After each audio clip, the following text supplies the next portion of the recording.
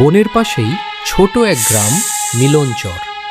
এই গ্রামের মানুষের জীবন ও জীবিকা জড়িয়ে আছে সাপের সাথে। এখানকার পুরুষেরা সাপ ধরে আর মহিলারা বাড়ির কাজ করে সংসার সামলায়। এই গ্রামেই বাস করে সাপুড়ে সর্দার দুলাল, তার স্ত্রী বাসনা আর একমাত্র ছেলে বিমল। কিন্তু বিমল অন্য সবার মতো নয়।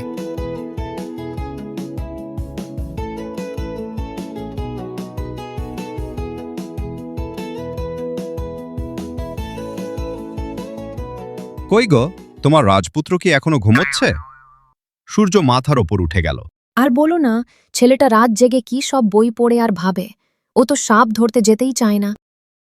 বসে বসে খাওয়ার দিন শেষ। আজ থেকে ওকে আমার সাথে জঙ্গলে যেতেই হবে। বিমল, বিমল, ওঠ বলছি।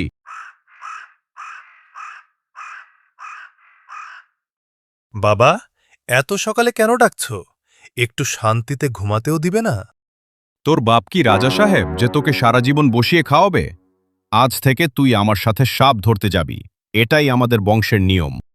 না বাবা, আমি পারব না।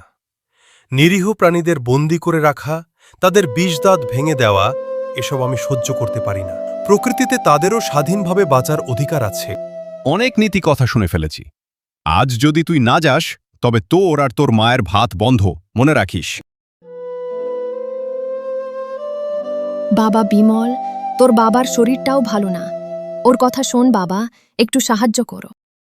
ঠিক আছে মা, শুধু আজকের জন্য যাচ্ছি। কিন্তু মনে রেখো বাবা, সুযোগ পেলেই আমি এই পেশা ছেড়ে অন্য কিছু করব।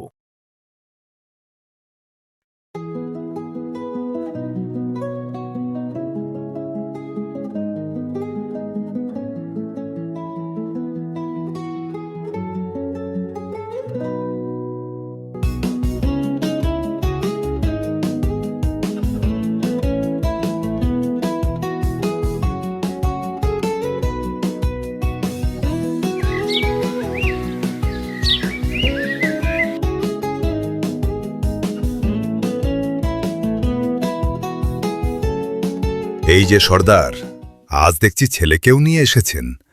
তাও কি সাপ ধরতে পারবে? এখনই হয়তো ধরতে পারবে না, সেটা আমিও জানি, কিন্তু শিখলে একদিন ঠিকই পারবে। হ্যাঁ, ঠিক বলেছেন। আজ হোক বা কাল, সাপ তো ওকেই ধরতেই হবে। না, আমি কোনো সাপ ধরব না। আমি কোনো নিরীহ প্রাণীকে কষ্ট দিতে চাই না। প্রথমে আমিও এমন কথাই বলেছিলাম, কিন্তু এখন নেশা আর পেশা দুটোই হয়ে গেছে।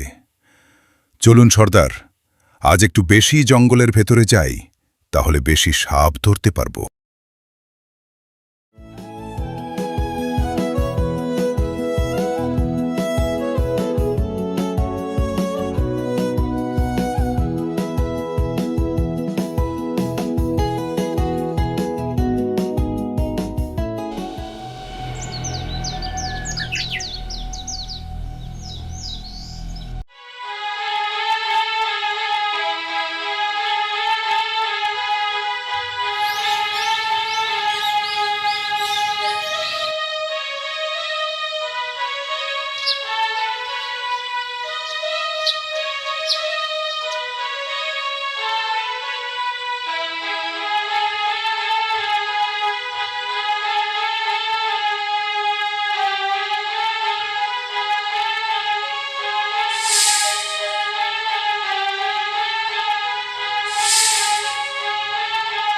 বিমলের মনটা কেঁদে ওঠে।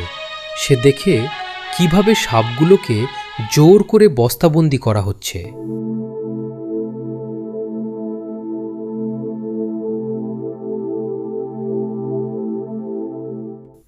কয়েকদিন পর দুলাল সর্দার হঠাৎ খুব অসুস্থ হয়ে পড়ে।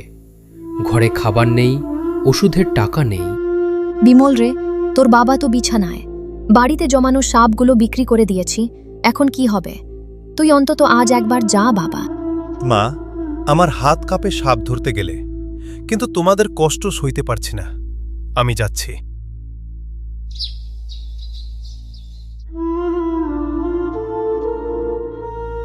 বিমল একা জঙ্গলে যায়। সে একটি গাছের নিচে বসে কাঁদছে। হে ঈশ্বর, আমি কি করব? সাপ ধরলে আমার বিবেক মরে যায়, আর না ধরলে মা বাবা না খেয়ে মরে যায়।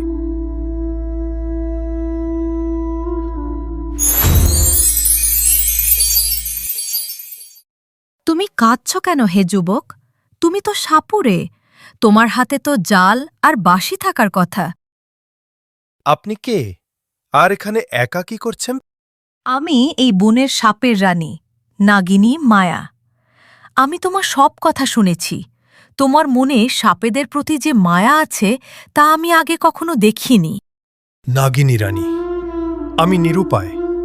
আমার বাবা অসুস্থ, আমাদের ঘরে খাবার নেই, তাই বাধ্য হয়ে এখানে এসেছি। তোমাকে সাপ ধরতে হবে না। এই নাও এক থলি মোহর। এটা দিয়ে তুমি তোমার বাবার চিকিৎসা করাও আর ব্যবসা শুরু করো। নাগিনী দেওয়া মোহরগুলো নিয়ে বিমল বাড়িতে চলে যায়।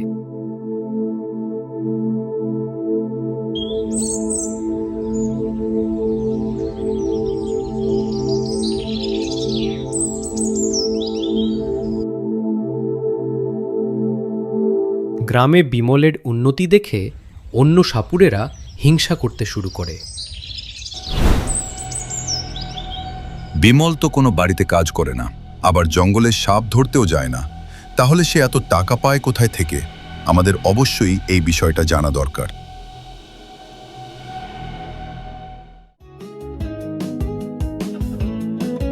তারপর থেকে বিমল প্রতিদিন জঙ্গলে যায়। সেখানে সে সারাদিন নাগিনের সঙ্গে পাশাপাশি বসে কথা বলে, গল্প করে। এভাবেই কেটে যায় তার দিন। ধীরে ধীরে তাদের মধ্যে গড়ে ওঠে এক গভীর প্রেমের সম্পর্ক। কিন্তু হঠাৎ একদিন একটি সাপুড়ে তাদের দুজনকে একসাথে দেখে ফেলে। নাগিনীর এই গল্পের আসল রহস্য এখনও বাকি। দ্বিতীয় অংশ মিস করতে না চাইলে এখনই চ্যানেলটি সাবস্ক্রাইব করে পাশে থাকুন।